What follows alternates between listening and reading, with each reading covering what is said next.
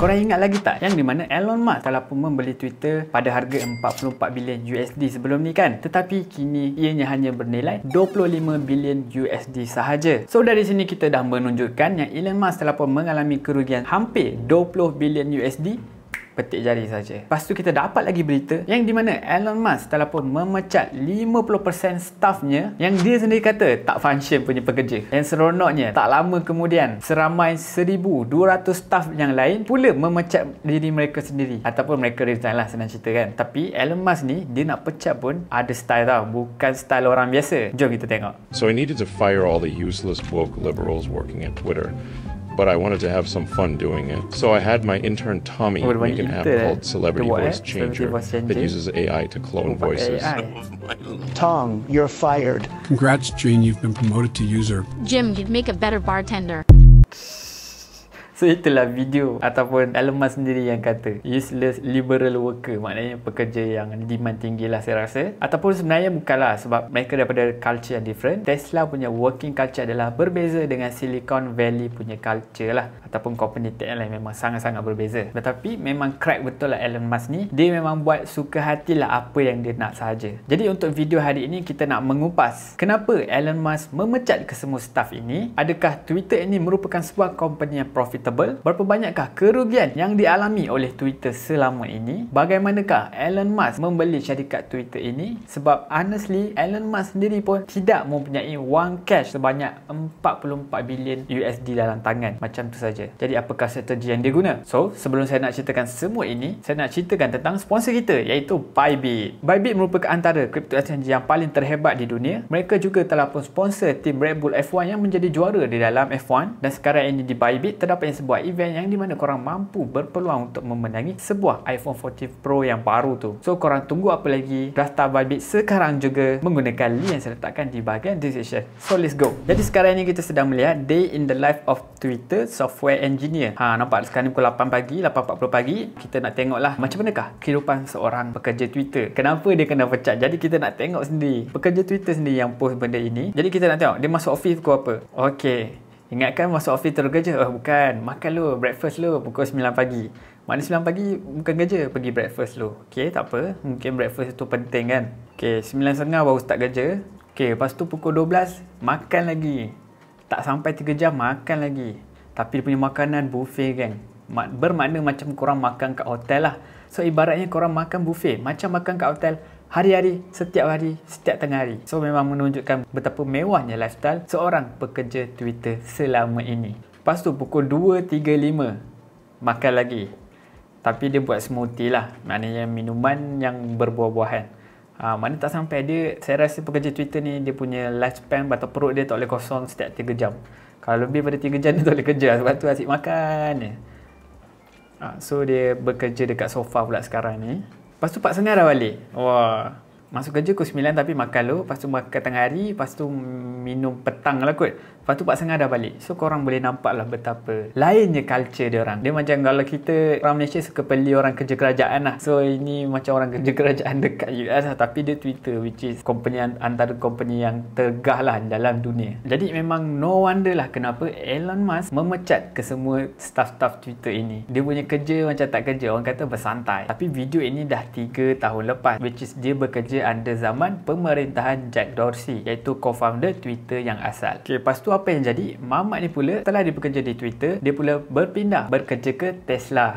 Kat sini lah baru orang kata reality hits. Barulah dia sedar dia telah pun masuk ke neraka lah. Tapi daripada segi ayat, susunan ayat dia lah. Sebab work culture di Tesla dan juga Twitter pada waktu itu adalah sangat berbeza, di mana Tesla tidak mempunyai apa-apa makanan free. Malahan kalau korang nak makan, korang kena bayar, which is mind blowing kan. Memang benda tu basic. Tapi inilah yang berlaku di syarikat-syarikat tech company di Silicon Valley, di mana makanan tu dah jadi perkara biasa. Apabila tak dapat makanan, mereka rasa pelik lah. Which is bila kita dengar orang Malaysia dengar macam benda siap. Maknanya memang normal lah kalau kita nak makan tu kita kena bayar sendiri kan, bukannya company sendiri kan. So sebab tu dia kata memang struggle lah apabila dia berpindah ke syarikat Tesla ini. Jadi apabila Tesla ataupun Elon Musk telah pun mengambil alih Twitter ini, jadi memang kita boleh predict lah yang di mana work culture yang berada di Twitter ini bakal sama berlaku seperti apa yang berlaku di Tesla lah. Jadi semua benefit makanan tu semua memang akan akan hilanglah selepas ini. So pekerja-pekerja kita dah tak boleh nak buat lah live as a software engineer in Twitter lagi dah. Sebab kalau ikutkan memang banyak betul lah video-video macam tu dihasilkan. Okay, jadi kita nak kupas lah kenapa semua benda ini terjadi. Jadi kalau korang tak tahu, syarikat Twitter ini adalah sebuah company yang rugi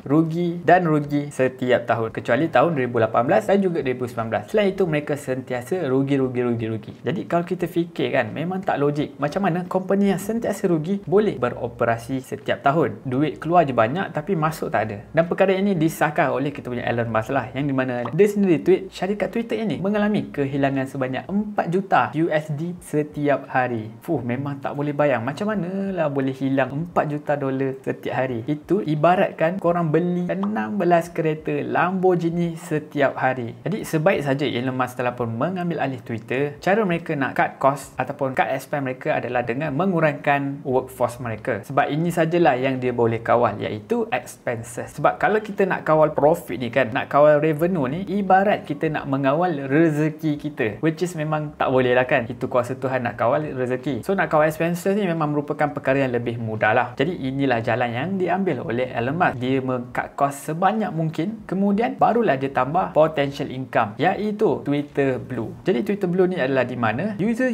boleh dapatkan tanda tick, tanda right tu, ataupun verification badge lah senang cerita, yang di mana ianya berharga 8 USD sebulan ataupun RM30 something lah sebulan. Jadi kalau kita cuba predik 10% pengguna mensubscribe Twitter Blue ini, potential revenue bakal di-generate adalah sekitar 36 juta USD setiap bulan. Dengar macam banyak, tetapi kita punya anggaran 10% yang akan subscribe Twitter Blue ni juga ada sebenarnya agak mustahil lah sebenarnya untuk dicapai. Dan nak jadikan syarikat Twitter ini profitable semula pun agak sukar, dan possibility untuk Elon Musk balik modal pun adalah lagilah sangat-sangat susah. 44 bilion kot, mati hidup balik pun belum tentu Elon Musk ni boleh balik modal dia. Jadi kita nak kaji pula macam mana Elon Musk ini membeli Twitter ini, dari mana datang duit dia. So FYI, mostly network Elon Musk ini terikat dengan stok, iaitu stok Tesla dan juga SpaceX. Jadi dia mempunyai lebih kurang 20% share di Tesla, yang di mana market capnya adalah sekitar 620 bilion USD. Kemudian dia juga mempunyai share lebih kurang 40% di SpaceX. Jadi antara usaha untuk dia cukupkan duitnya adalah dengan menjual stok Tesla-nya sebanyak 8 bilion USD pada bulan April dan juga 7 bilion USD pada bulan Ogos, dan tambahan 13 bilion USD dengan menggunakan loan bercanggakan Twitter itu sendiri. Jadi aktiviti penjualan stok Tesla daripada Elon Musk, owner Tesla ini, sedikit sebanyak memberi kesan kepada harga stok Tesla. Sebab memang tipulah kalau kata Elon Musk punya jual ni tak efek langsung, sebab banyak kot dia jual, berbilion-bilion dia jual. Memang nak tak nak memang akan gerakkan market jugalah. Harga Tesla jatuh menjunam daripada 425 USD pada waktu peak, dan sekarang ini harganya adalah sekitar 183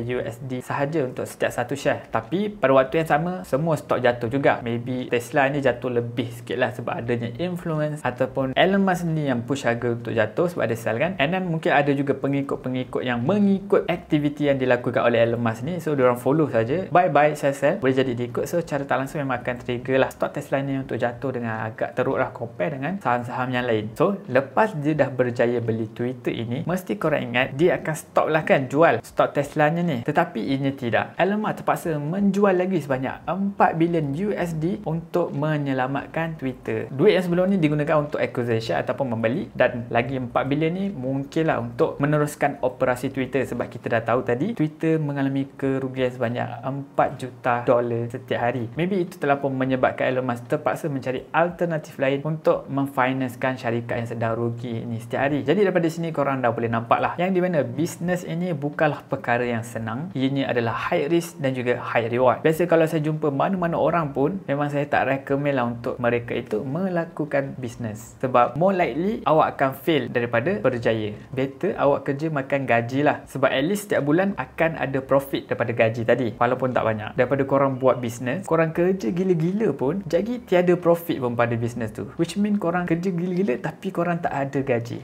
Kan sia-sia tu. Tapi apa-apa pun kalau korang minat bisnes, korang just go for it. Korang kena buktikan pada orang di luar sana yang di mana mereka tu salah. Kita juga boleh berjaya dalam bisnes. Saya bukan ada sekali lah, semua saya nak bagi reality check. Jadi korang rasa macam mana? ataupun adakah Twitter ini bakal bankrupt? Sebab Elon Musk sendiri juga kata Twitter ini mempunyai possibility untuk bankrupt juga. Cuba korang komen apa saja idea yang korang ada. So guys, thank you so much for watching. Kalau korang berminat nak invest dalam dunia kripto, make sure korang try Bybit and daftar guna link yang saya letakkan di bahagian description, sebab terlalu banyak sangat event-event yang menarik dilaksanakan di Bybit ini. So memang sangat rugilah kalau korang tak cuba untuk participate di Bybit. So guys, thank you so much for watching. Kalau korang juga belum lagi tekan button like dan subscribe, nak minta tolong korang tekan sekarang juga, korang memang terbaik. Jadi guys, kita jumpa lagi pada video akan datang. Ciao.